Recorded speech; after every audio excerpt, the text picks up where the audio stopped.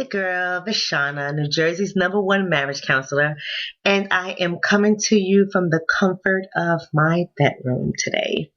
So has it been a while? No, I think I posted something recently, but nonetheless, I was going to go out with my girlfriend for lunch, and I actually got a little bothered by email I received. So I didn't want to wait on it. I wanted to respond to this email, because you never know, it might help somebody out.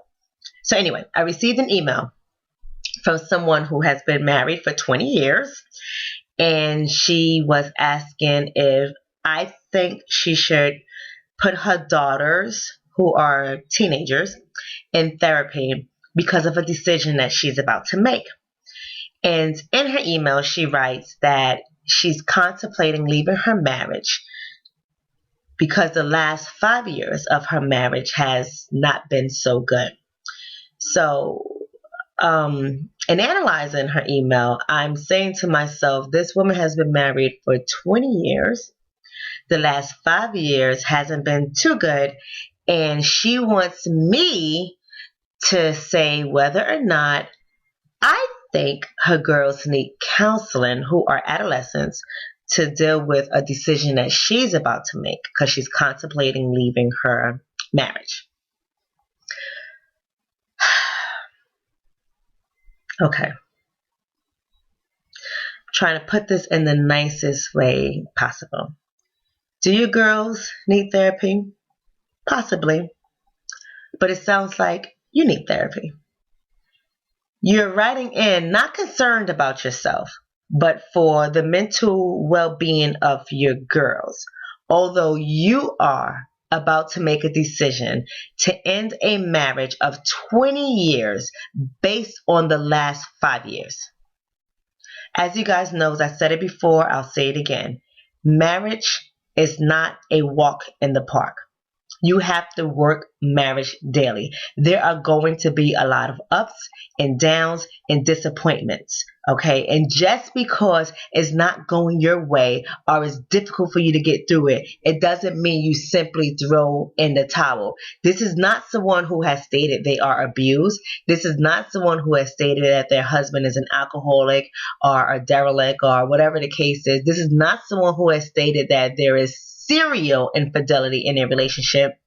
She doesn't go into specifics about whether or not cheating is happening, but she doesn't bash him in about it happening. What she says is she's the main breadwinner. What she says is she's tired of holding down a family. What she says is she feels like she's doing everything alone.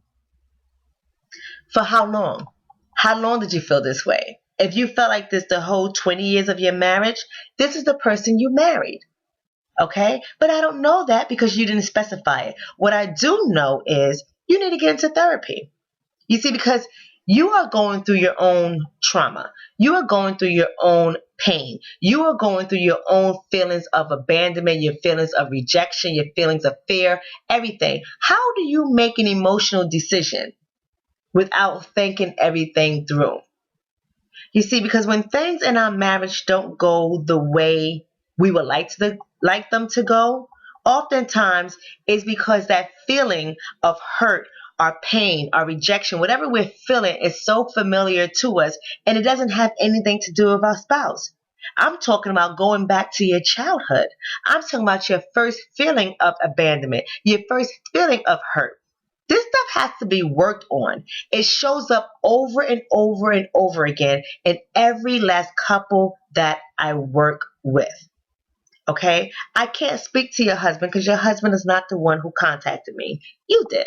So my suggestion to you is to get into therapy. You don't have to take my advice.